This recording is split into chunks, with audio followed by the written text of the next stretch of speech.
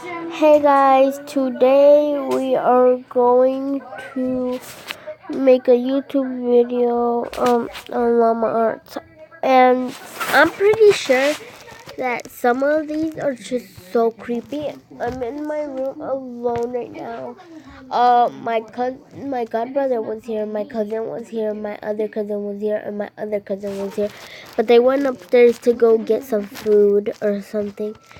So I'm going to look up some videos because I really need a kind of non-scary one because I am literally inside my room by myself.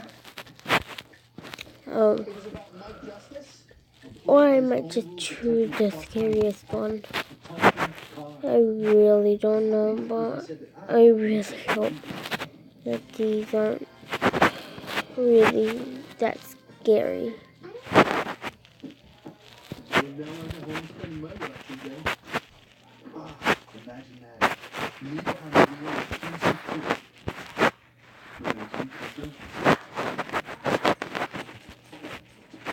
I'll choose this one. I have never seen it, but it's a cool story. It was approaching the end of summer, and my friends and I wanted to do some cool, mischievous things before going back to school. So, we had the genius idea one night to sneak into a nearby community pool. It was actually only a couple blocks away. It's right smack in the middle of a residential area, so instead of sitting on a main road or something, it actually just sat around a bunch of houses on a quiet road. During a hot day, the little parking lot would be full and the spot would be bustling.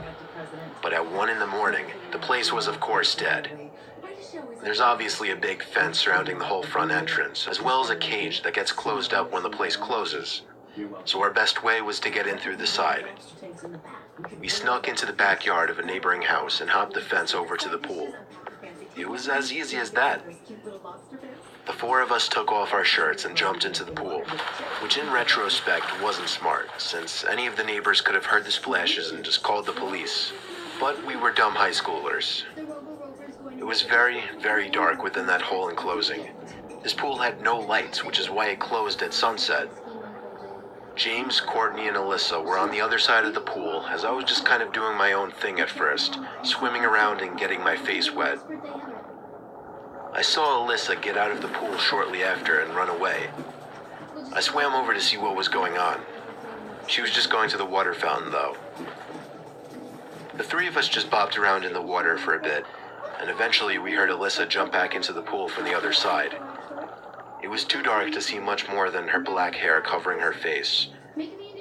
But just then we heard Alyssa playfully call something to us as she was walking back to the pool. The three of us in the pool looked at each other. I know they were doing the same thing as me, counting heads. There were three of us on this side of the pool, and here came Alyssa walking over to our side. So who was that on the other side? Alyssa got in, but the three of us were distracted, looking at the head bopping around the water across the pool. James said across the pool, "Who is that?" Not even 2 seconds later, the head went underwater and disappeared from view. We took this time to whisper to each other, mostly things like, what should we do? What if that's security? And should we run? Suddenly I felt something grab my leg with force and tried pulling me down into the water. I kicked, splashed, and yelled for help. James came over to pull me out of the pool, while the girls were already running for it, screaming. It wasn't until I got to the stairs of the pool that the grip on my leg was released and I was free. We hopped the same fence we climbed over to get in and ran all the way back to Alyssa's house. I was convinced that whoever that was a security guard. That is, until they literally tried to pull me under the water. We don't know what to think. There are a few possibilities. Maybe it was just another kid messing with us, maybe it was a security guard who went way too far, or most likely, it was a dangerous person who had ill intent.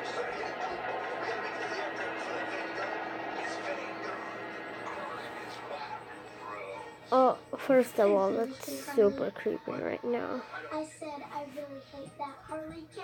But anyway, I really need to find something that's actually pretty good. Very similar in that way. There goes that lead. I can't believe I don't have the records of all the winners from back then. I know. All the records they play are from back then. Hey, this is Chaz the Mic Man. Spinning the classics when you are stuck in traffic. Hit me up if you got a request. Punch this one for the second one. This happened a week ago. Up until a few days ago, I went to a small, local gym in my now previous New Jersey town called Black Bear Fitness. One day, I had the misfortune of running into some skinny, awkward, yet creepy-looking kid, probably 18 years old. He didn't look like he belonged in a gym at all. I had headphones in and I was doing my set when I heard him saying something to me, but it was muffled by the music. I was already annoyed with this kid, given that he was breaking an unwritten rule of the gym. Don't try to talk to somebody when they're doing their sets. I took my time finishing my set, and then took my headphones out to ask if he needed something. Then he started acting like I looked familiar, but right away I knew this kid was just trying some pathetic attempt at making friends. I assured him I didn't, but the kid wouldn't stop talking to me. I'll skip most of the conversation, but eventually he actually asked me for my Instagram and Snapchat, weirdly enough, and for whatever reason I gave them to him. Instead of just saying something like, "Buddy, I'm trying to work out," or "I don't have social media." After I gave him my Snapchat and Instagram, however, I did kind of urge him to let me resume my workout. He finally seemed to get the message and walked away. Not without saying bye like 3 times, though.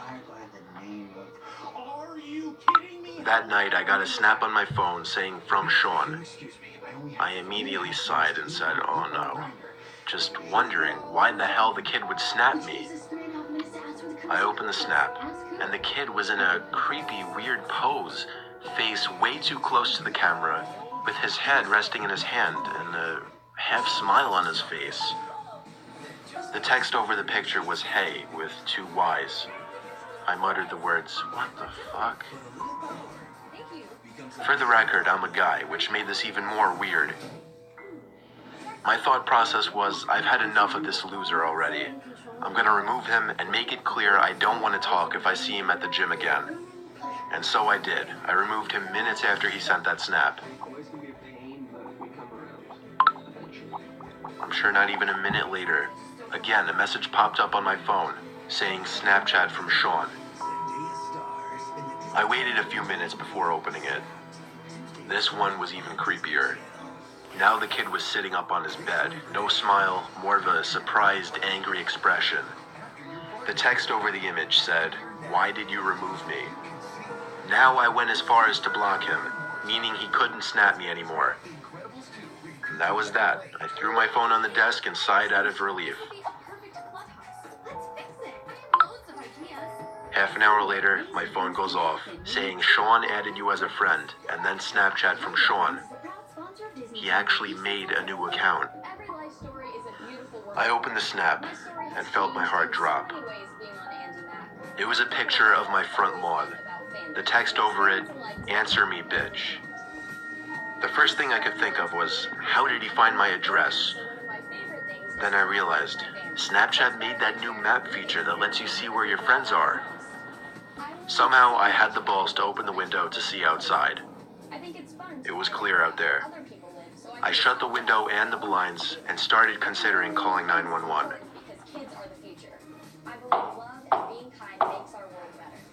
It was the sound of taps on the window.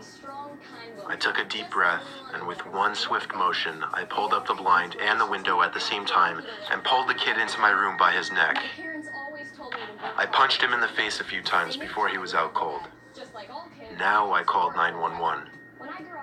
By the time they arrived, he was awake, cursing me out, promising he'd be back and kill me. The cops heard it all. I didn't even have to make a case. The kid was an idiot.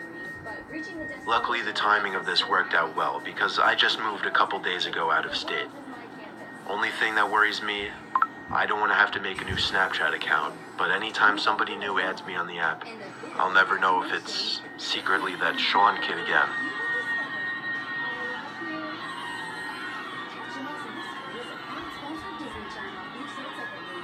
Every baby brings a new melody into your family.